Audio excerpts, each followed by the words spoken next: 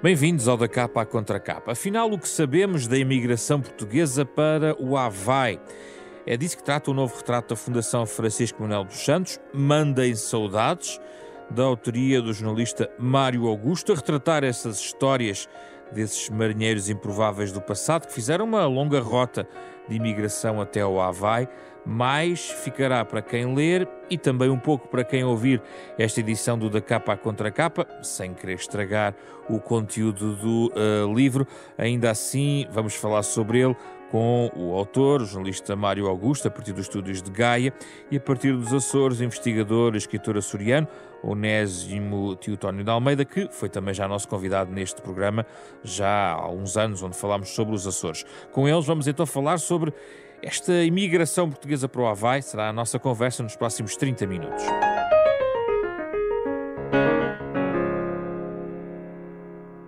Bem-vindos, Mário Augusto e Onésimo, muito obrigado pela vossa disponibilidade. Começo pelo autor, o Mário Augusto. Saudações por este livro, que devo dizer que gostei muito de ler,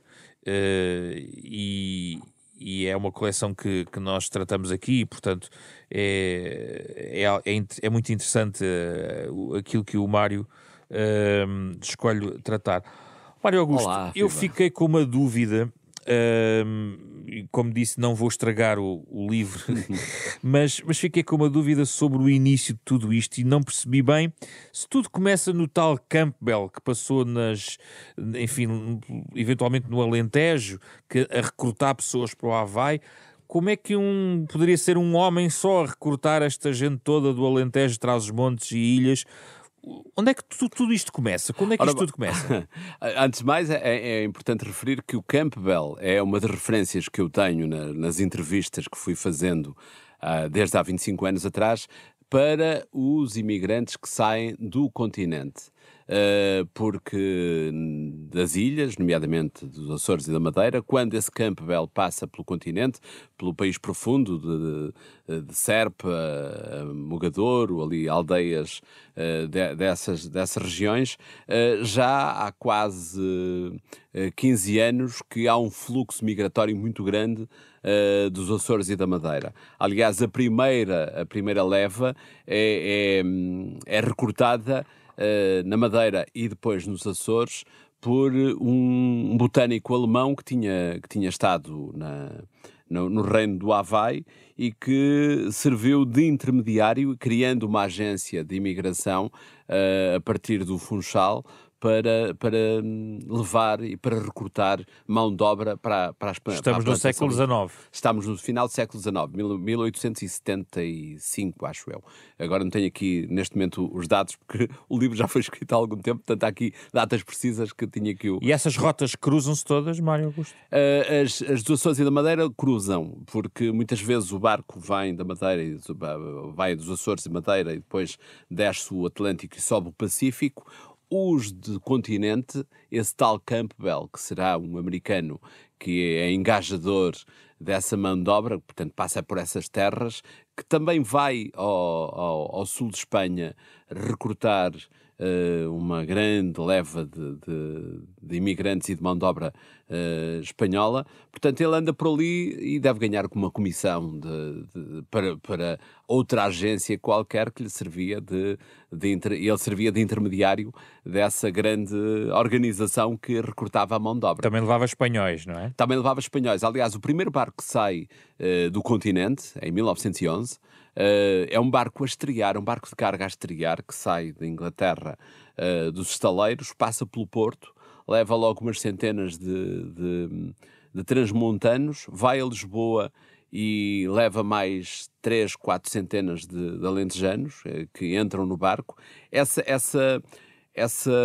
grupo de alentejanos esfomeados que andava pela cidade, tinha chegado 2 dias antes de Serpa, da região de Serpa, andam ali a deambular pela cidade e leva a que, estamos em 1911, leva a que os jornalistas da época, e estamos ali no período do pós-início da República, portanto há ali um grande frenesim à volta dessa população faminta que anda por ali, com crianças, com com mulheres, a família toda, e leva a que se façam reportagens na altura, no Diário de Notícias, no Século, e que dizem que, aliás, chamam esses alentejanos que andam por ali os escorraçados da fome, porque a miséria era tanta que eles não tinham nada a perder em abalar. Aí há umas fotos do Beloniel, não é?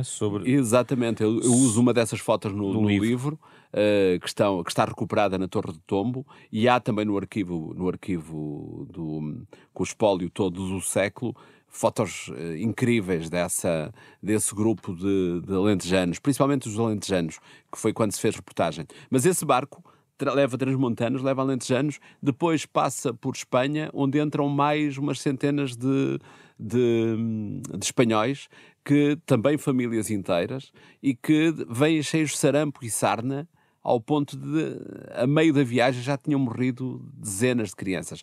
Mas esse fluxo migratório das ilhas já era uma rota constante, já desde 1870 e picos, que havia 2, 3 barcos por ano a levar ilhéus para o Havaí, para o trabalho da cana-do-açúcar. Mário, eu foquei mais nos continentais a partir de determinada altura, porque já havia outros trabalhos até académicos ligados à pesquisa da grande leva da imigração dos Açores e da Madeira. Porque era apelativo do ponto de vista até contratual. Eu vi aqui contratos até 36 meses, uma folga por semana, trabalho de 10 horas por dia, levavam a família, 2 filhos por casal, tinham alojamento na plantação, ração diária, uma horta para cuidar e médico para todos. Isso era uma coisa, era com isso que eles lhe assinavam.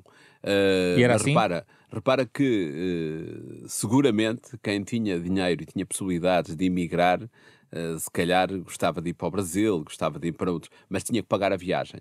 Para dos Açores da Madeira e do continente para o Havaí, até porque havia entre os reinos de Portugal e as ilhas de Sandwich, as ilhas Canacas, havia um convénio de imigração, porque o último rei do Havaí, no final do século XIX, tinha feito um périplo, uma viagem à volta do mundo de barco, e passou por Lisboa e estabeleceu um convénio de imigração, porque era preciso muita mão de obra para esses campos de cana. As ilhas tinham sido reconvertidas em termos de agricultura para a cana-do-açúcar, até uma determinada altura. O grande negócio, o grande modelo económico das ilhas tinham a ver também com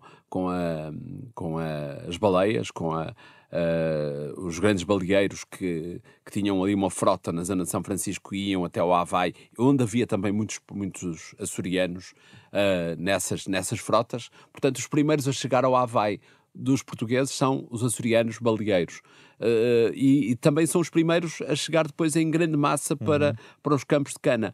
Esses contratos eram aliciantes à partida, mas a viagem era tão dura e as condições de trabalho depois lá eram tão duras que, afinal, eles percebiam que não eram assim tão atrativos como lhes tinha sido proposto. E muitas vezes havia problemas, escaramuças entre à chegada, porque os contratos eram diferentes, tinham mais anos de trabalho, tinham obrigações diferentes, e principalmente os continentais começaram-se a dar muito mal com essa forma de viver nas ilhas, com esses contratos que lhes punham à frente para eles cumprirem, no fundo, com uma retenção da parte do seu trabalho para pagar a viagem para a família toda. Eles diziam que podiam levar até 2 filhos, mas normalmente eles levavam muitos mais, porque tinham muitos mais. Aliás, há até a história de um madeirense que levou a mulher e os filhos, 5, acho eu, e ainda levou mais a amante e o outro filho. Aquilo, a dada altura, houve uma confusão no barco. Houve uma grande confusão. Eles perceberam que a mulher percebeu que ele levava ali alguém mais a acompanhar, e aquilo não correu lá muito bem. Ele, a meio do caminho, que era o único sítio onde o barco acostava para reabastecer, já no lado do Pacífico, em Valparaíso, no Chile, ele acabou por desaparecer, e a amante a viagem ainda faltava tanto para acabar, que a amante ainda teve tempo de casar com o cozinheiro do barco. Onésimo, que imigração açoriana em particular é esta para o Havaí? Bom, é isso. Antes de mais, eu li o livro, eu não gosto de falar de cor, li o livro em PDF e gostei muito. Eu acho que o livro resume muito bem imensa informação pré-existente, mas também coligida pelo Mário Augusto, e faz uma narrativa muito acessível, muito viva, muito ao vivo, não tem aquele peso académico com as notas de rodapé e com a preocupação excessiva com citações, etc., mas consegue fazer uma quase como entre livro de viagem e uma escrita jornalística, mas com a segurança que os trabalhos das ciências sociais procuram ter. E isso é transmitido num livro que se lê de facto muito bem, lê-se de um fôlego e fica-se com uma ideia muito clara do que terá acontecido e do que tem sido a imigração agora, através de informações, sobretudo pelo que resta dos descendentes mais ligados à cultura portuguesa no Havaí. Portanto, é um livro que eu recomendo vivamente para quem quiser conhecer a história dos portugueses no Havaí, é um capítulo muito interessante da nossa imigração. Portanto, nesse sentido, antes de responder à sua pergunta, eu queria deixar os meus parabéns ao Mário Augusto. Bom, e sobre os açorianos? Sim, sobre os açorianos eu direi o seguinte. Primeiro, há que distinguir, quando se fala em portugueses, às vezes é açorianos. Por exemplo, quando Mário Augusto diz que o Melville diz que fala com esmero e com apreço pelos portugueses na baleação, ele refere-se aos açorianos em concreto. Mas aos também não é só. Eu não vou ser aqui bairrista. Ele fala várias vezes nos açorianos from those rocky shores, daquelas terras de costas rochosas, e faz-lhes rasgados elogios, mas depois quando diz que os melhores baleeiros, no contexto, vêm os açorianos, mas também os cabo-verdianos e os islandeses. Ele disse, eu não sei porquê, isso é no capítulo 27, eu não sei porquê, mas os Islanders, os ilhéus, são os melhores baleeiros do mundo.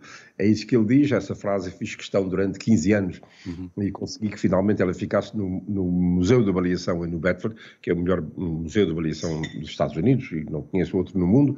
Eu hoje faço parte da corporação que dirige o museu. Lá tem bem um dístico muito grande com essa frase do Melville. Portanto, aí ele referia-se aos ilhéus, açorianos, cabo-verdianos e islandeses. Não era exatamente portugueses. Agora, quando se fala em açorianos, também há que distinguir. É que, como o Mário Augusto disse muito bem, os primeiros a chegar lá são os açorianos, mas são açorianos das ilhas ocidentais, das ilhas do Faial, Flores, porque os barcos da baleação americana paravam na Horta. Porque durante o período dos descobrimentos, os portugueses escolheram o porto de Angra como, na volta do largo, era obrigatório, quando regressavam, não podiam subir ao longo da costa da África, tinham que vir para o Atlântico e vinham dar aos Açores. Dentro dos Açores, eles podiam manejar os barcos e ir para qualquer ilha. A primeira que eles encontravam era das Flores, mas ali há muitos baixis e o mar é muito mau, frequentemente mau, e perigoso por causa dos baixinhos. A ilha mais próxima é a do Faial. E, portanto, era melhor do que a Baía de Angra. Durante no período de descobrimentos, a melhor baía era a de Angra. Os ventos predominantes nos Açores, as correntes marítimas são do sudoeste, os ventos do sudoeste, e, portanto, a baía, há muito poucas baías abrigadas nos Açores.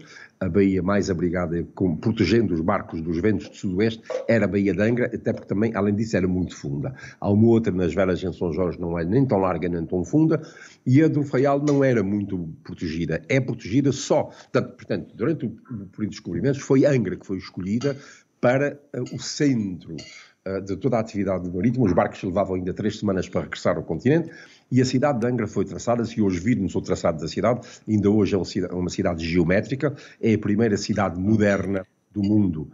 Não há nenhuma cidade, portanto, é a primeira cidade construída fora da Europa, o Funchal também, mas Angra já aparece acima do Funchal, na medida em que já é uma cidade totalmente planeada. Se virmos uma vista de avião, ainda hoje mantém a traça, é uma cidade amplamente moderna, nada a ver com as cidades medievais. Agora, quando a baleação americana acontece, para os americanos é melhor ficar no Faial. A baía é boa, e então vem aquele esforço de se construir a doca aos poucos para resolver esse problema. Portanto, são os açorianos das ilhas do Ocidente, Faial, Flores, Pico, São Jorge, que entram na baleação. Os barcos paravam ilegalmente ali numas pequenas baías, iam em barquinhos e tal. E, portanto, a imigração de São Miguel, Sim. que vai, só vai mais tarde, portanto, a meados do século, precisamente para aquilo que o Mário Augusto descreve muito bem, vai trabalhar para o sul, para as canas-de-açúcar, etc., plantações, vão trabalhar para lá, não vão para a baleação. Portanto, os micaelenses não vão para a baleação, os barcos da baleação não paravam aqui nos Açores. Não paravam aqui em São Miguel. Eu estou a falar Mário Augusto, porquê que os madeirenses, que testemunhos recolheste sobre esta aculturação mais fácil dos madeirenses e açorianos nesta rota, esta natureza insular, fez a diferença? Há uma coisa que me intrigou logo à partida. Eu, como disse, comecei a fazer este trabalho há 25 anos, quando fiz um documentário para a SIC com o mesmo título, Mandem Saudades, aliás, que me deu muito prazer e foi muito importante para a minha carreira, é que intrigou-me desde logo, e foi por aí que eu comecei, uma notícia de um jornal, na altura o Público. O Zé António Cerejo escreveu uma peça em 93, a dar conta de uma grande seca no Alentejo, e tinha lá uma caixa a dizer: foi uma seca igual a esta que fez partir para o Havaí centenas de alentejanos. E ainda há uma senhora aqui que eu entrevistei, que era a Maria Americana, que nasceu no Havaí e voltou. Essa notícia é que me despolutou esta curiosidade, porque na verdade eu já tinha visto trabalhos sobre os portugueses no Havaí. A RTP, o Zé Cruz, há muitos anos atrás, fez no Portugal Sem Fim uma reportagem sobre os portugueses no Havaí, centrada muito nos açorianos e nos madeirenses. Outros trabalhos já foram feitos, inclusive até sobre o cavaquinho, o ukulele, ou a braguinha, mas eu quis ir à procura o que é isto de continentais no Havaí. Ainda por cima, entre os montes encontram-se pessoas, isso já fui eu que descobri depois, mas no Alentejo há uma Maria Americana que nasceu em Honolulu, mas que nunca saiu de Valdevargo, que era a freguesia. E eu fui logo a correr para lá e quis investigar mais. Descobri a Maria Americana, quando eu lá cheguei, já tinha falecido, há coisa de 2 meses, mas ainda havia lá o seu Domingos Trindade, que tinha nascido em Honolulu, veio com 5 anos e nunca mais saiu. Portanto, eu comecei a perceber que, na verdade, os transmontanos e os alentejanos, especialmente em grande leva, porque foram beirões, foram pessoas de várias regiões do país, mas em grande concentração destas 2 regiões do país, mas a história da imigração de açorianos e madeirenses estava contada. Grande parte dos 27 mil portugueses que foram para lá, para o Havaí, eram madeirenses e açorianos. Aculturaram-se bem porque trocaram ilhas do meio do Atlântico por ilhas do meio do Pacífico. E os continentais foram os que não se adaptaram, inclusivamente à própria viagem? Exatamente. Para já, a viagem era sempre muito dura, não era? Para todos. Alentejanos, transmontanos, açorianos, madeirenses. Há relatos incríveis da agonia da viagem. E há depois também testemunhos do embaixador de Portugal em Honolulu, que referia nos relatórios consulares como é que tinha corrido a viagem, quantas pessoas tinham morrido, quantas tinham nascido nessa viagem. O que dá para perceber que a viagem era longa, muito prolongada e muito dura, porque eles desciam o Atlântico e subiam o Pacífico. E atravessar a zona de junção dos 2 oceanos, o Cabo Horn, o tempo lá nunca é bom, o mar lá nunca é pacífico, e muitos despediam-se com cartas, com relatos terríveis dessa transição de oceanos, que entregavam ao comandante para chegar. E há muitos documentos que estão entregues. Agora, o que é que acontecia? E depois pode-se fazer esta pergunta: mas espera aí, então e o Canal de Panamá? O Canal de Panamá é 1913. É um pouco mais tarde, não é? É mais tarde, 1914, acho eu. Ou seja, eu conheci pessoas já na Califórnia que tinham feito a viagem com 6, 7 anos para lá e lembram-se de lhes terem contado as histórias da construção do Canal de Panamá e lembram-se do quão duro era a viagem, daqueles meses que eles faziam. Porque os primeiros, os açorianos e os madeirenses, vão ainda em veleiros. E o que é que acontece? Quando lá chegam os continentais, já havia uma comunidade das ilhas muito bem instalada, já até alguns a viverem nas grandes cidades das ilhas do Havaí e que tinham prosperado. Estes continentais não se dão nada bem com as ilhas. Primeiro porque são do interior de Portugal, alguns nunca tinham visto o mar, são metidos no barco para seguir viagem e fazem essa viagem durante meses de alto mar, com má comida, a morrerem de diversas doenças, de malária, de sarampo, enfim, mil e uma maleitas que faziam com que muitos não chegassem ao fim da viagem, principalmente crianças. E depois, eles tinham que cumprir um contrato. Os transmontanos e alentejanos mal conseguiram cumprir os contratos, queriam regressar. E muitos, não muitos, mas alguns regressaram com a família que levaram e com mais alguns filhos. Os tais havaianos que vieram morrer às aldeias de Trás-os-Montes e Alentejo. Sim. Outros tinham uma memória muito presente do que é que tinha sido a desgraça da viagem e o sofrimento que foi a viagem. E ao fim de 4 anos, quando cumpriam os contratos, os senhores dos terrenos, dos campos de cana, tinham por contrato a obrigação de lhes pagar a viagem de regresso.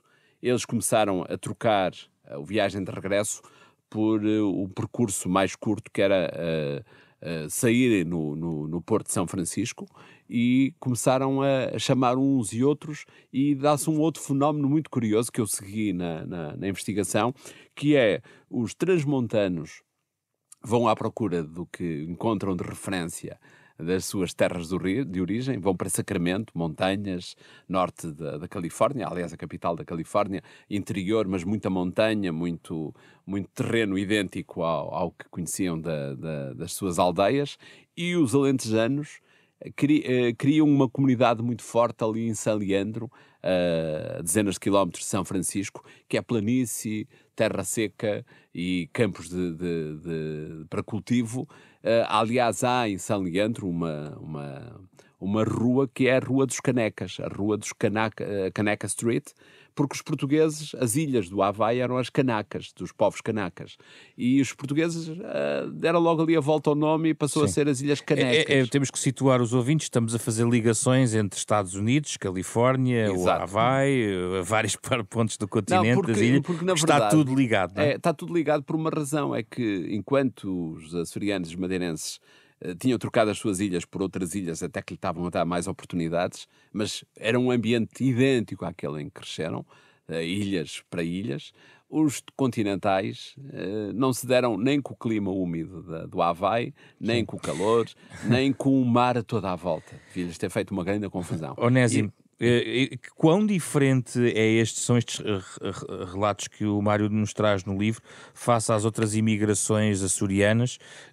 Eu gostava de sublinhar também uma parte de uma passagem do livro onde o Mário vai buscar, por exemplo, as questões da fé, a Igreja Portuguesa do Espírito Santo na ilha de Maui, não é? A Igreja do Espírito Santo de Kula.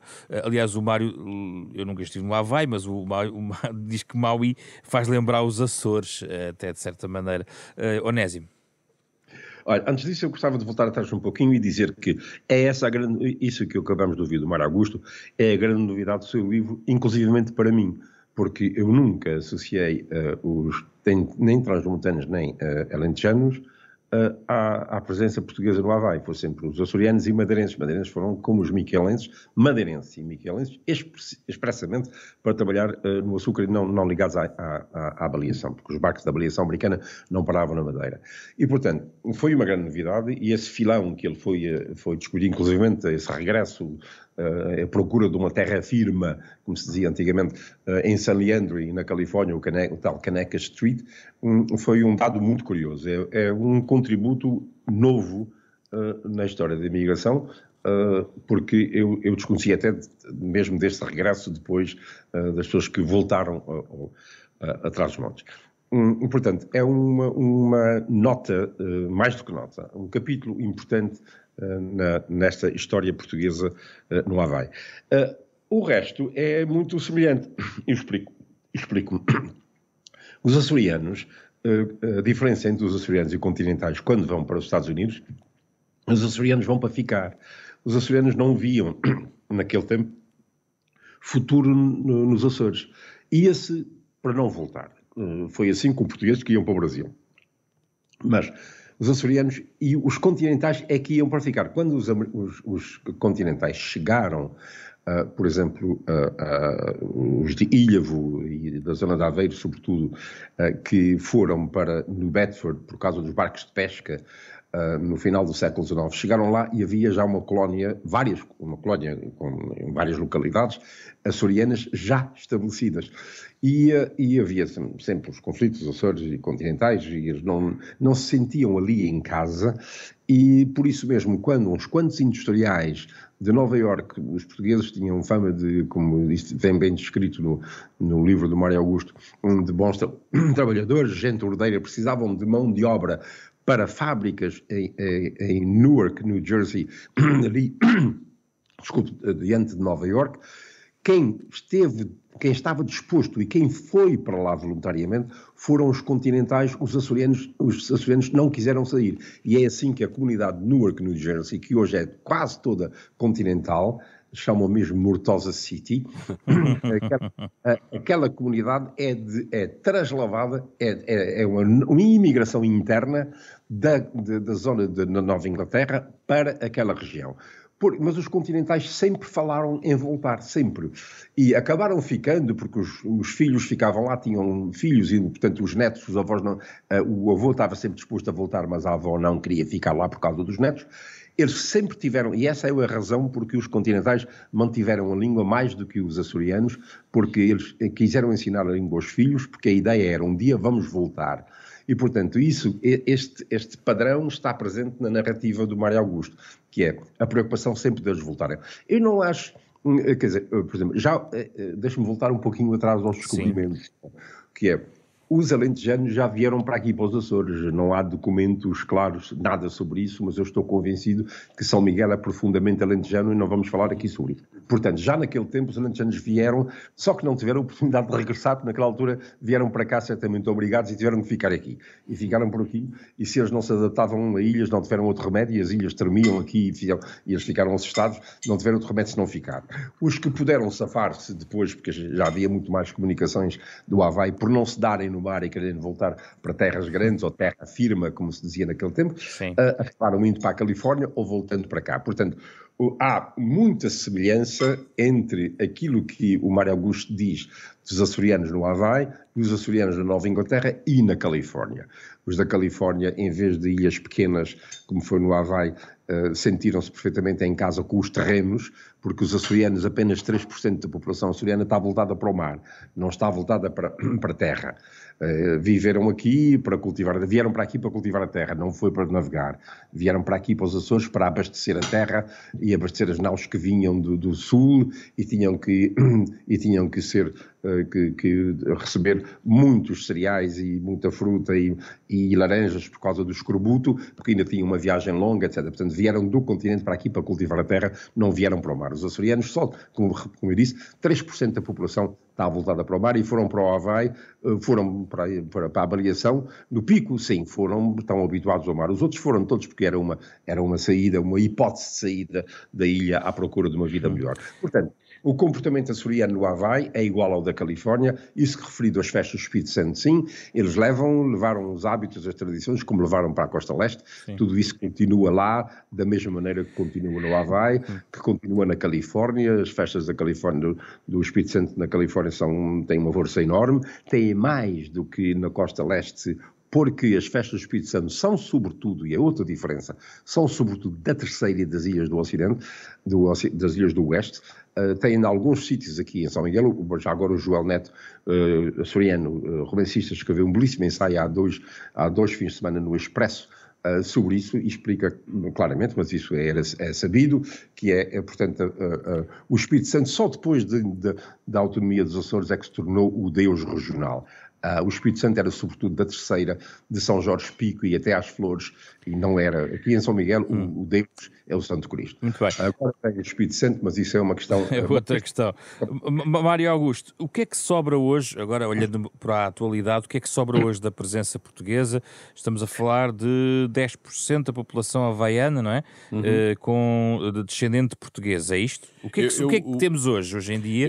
E quem é que está também a defender esta herança portuguesa neste momento no Havaí? Há um clube português, o Portuguese Heritage Club, em Maui, e que tem também uma extensão em Oahu, em Honolulu, e que, na verdade, tentam preservar essa memória e essas tradições com ranchos folclóricos, com um clube de genealogia onde estão registados todos os nomes e onde há muita gente a pedir: olha, eu queria saber da minha família, por onde é que passaram, onde é que estiveram, e eles tinham isso tudo catalogado.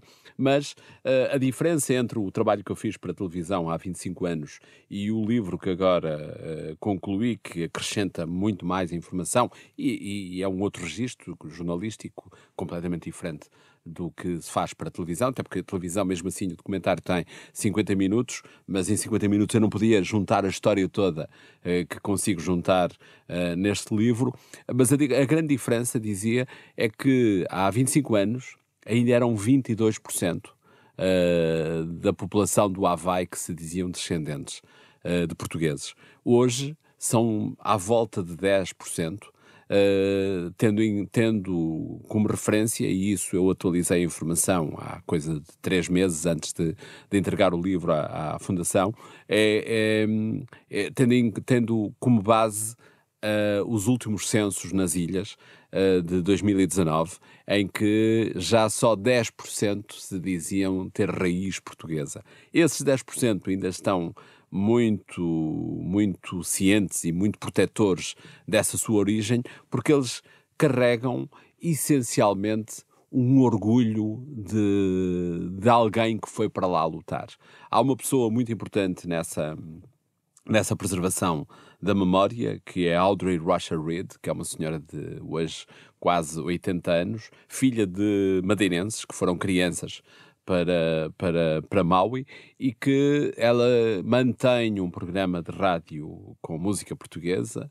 Ela faz parte de um coral com porto-riquenhos em que se canta, onde se cantam músicas portuguesas. Na altura que eu lá estive a fazer o documentário, ainda havia um coral português que já não cantavam só músicas portuguesas, mas não sabiam sequer o que estavam a cantar.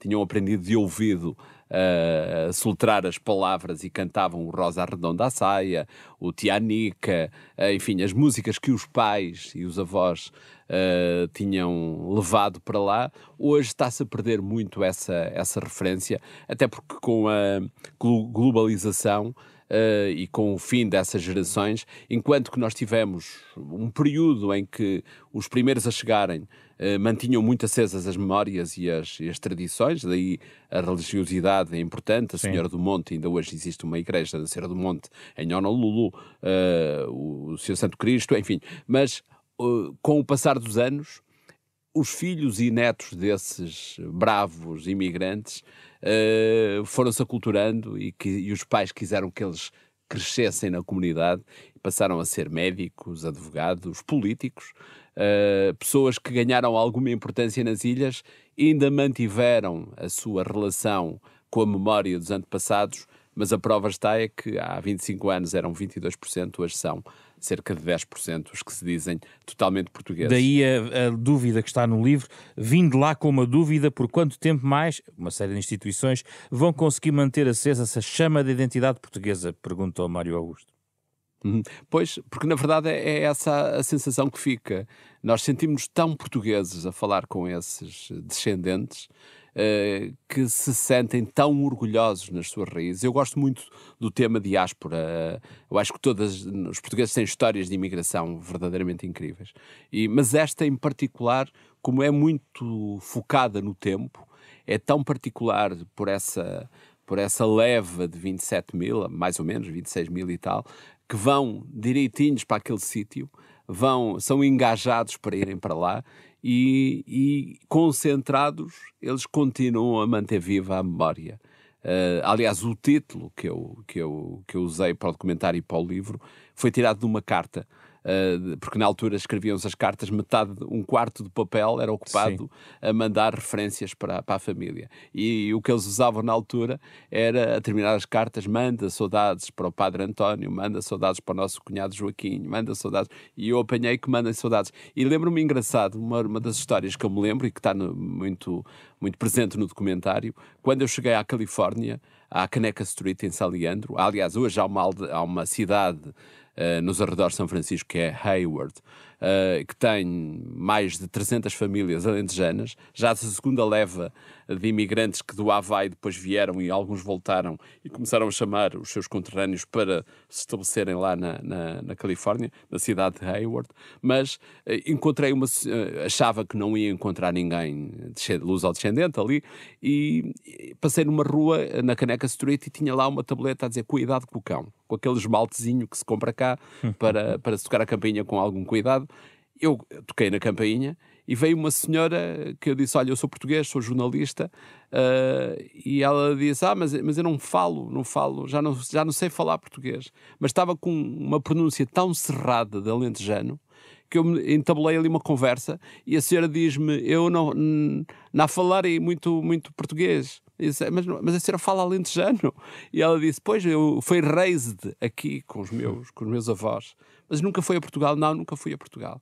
Portanto, os avós tinham sido essa leva de imigrantes. E eu, a dada altura, disse, mas os seus avós nunca voltaram? E ela disse, não, nunca foi. Queriam voltar para trás, mas nunca vieram. Nunca foram para trás. E eu disse, eles falavam-lhe de saudade. E ela parou a olhar assim para mim, o que é isso, saudade?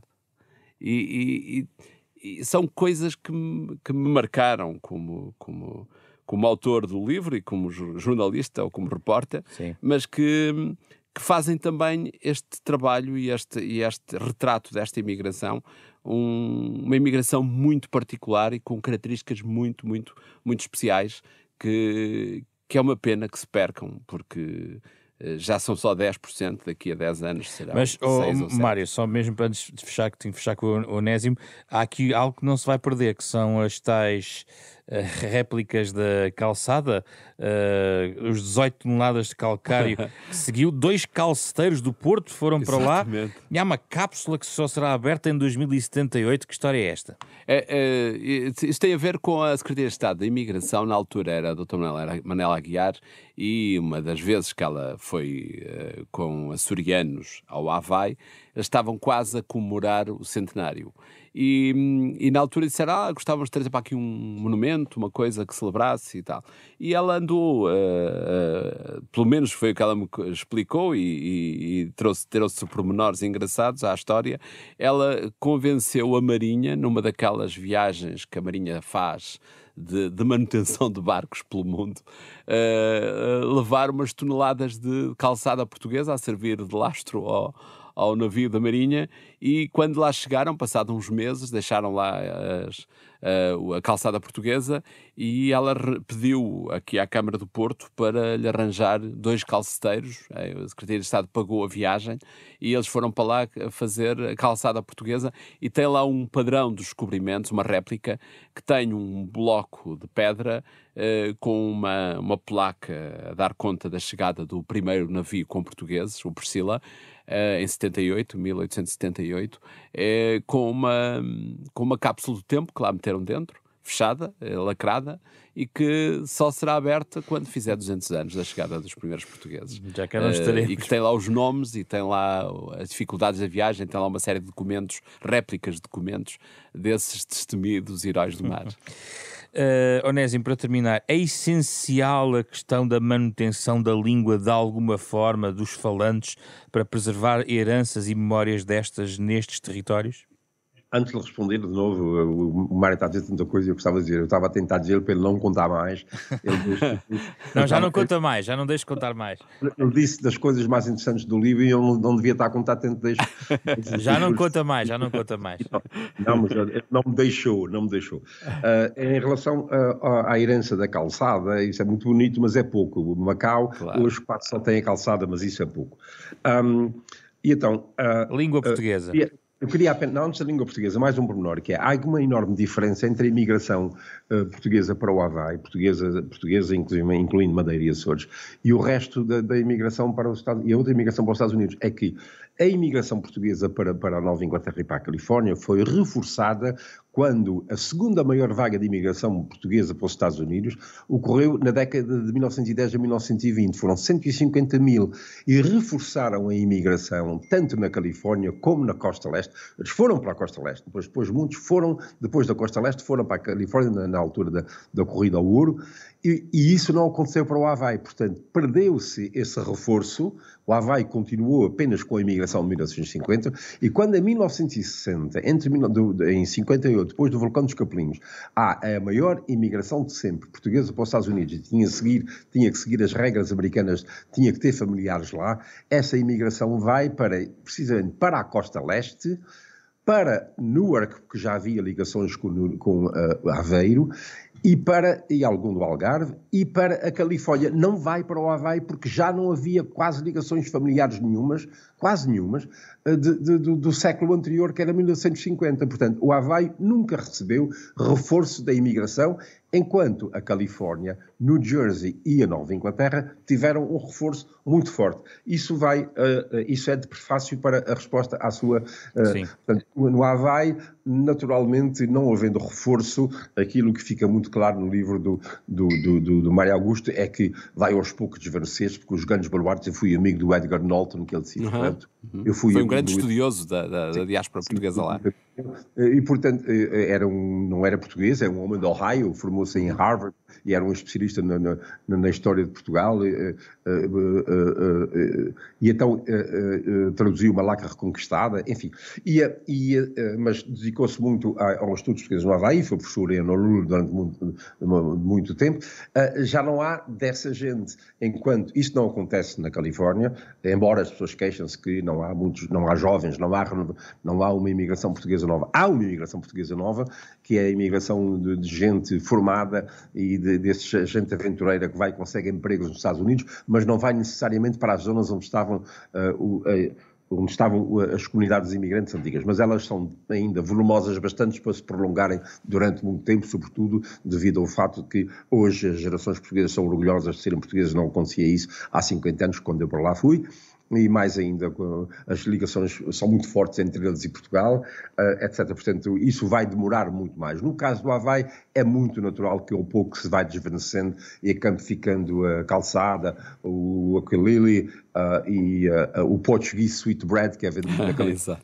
É a massa cevada açoriana, mas eles exportam para a Califórnia com português sweetbread e portanto,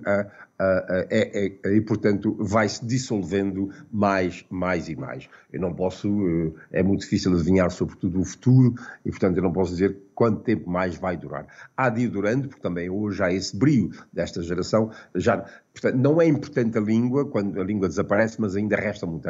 A parte religiosa é muito forte nas comunidades portuguesas, a culinária, pequenas coisas, mas não significa que tenha uma presença tão forte como na Califórnia ou na Costa Leste. Onésimo Almeida, Mário Augusto, foi um gosto de falar convosco. Obrigado pela vossa disponibilidade. Mandei saudades ao livro do Mário Augusto. Desvendámos algumas coisas, mas não tudo. Fiquem certos disso, porque há muito para explorar neste livro do Mário Augusto, incluindo a história do ukulele, que vai ficar então para quem quiser ler este livro. Um livro editado pela Fundação Francisco Manuel dos Santos, parceira da Renascença, neste Da Capa à Contracapa. O genérico original não é em ukulele, mas é em piano, do Mário Lajinha. O programa, em versão integral, está disponível em podcast nas plataformas digitais habituais. Fizeram a edição desta semana Ana Marta Domingos, Sofia Bernardes, André Peralta, Carlos Vermelho e José Pedro Frazão. Regressamos na próxima semana. Vamos conversar sobre outro tema, outro livro.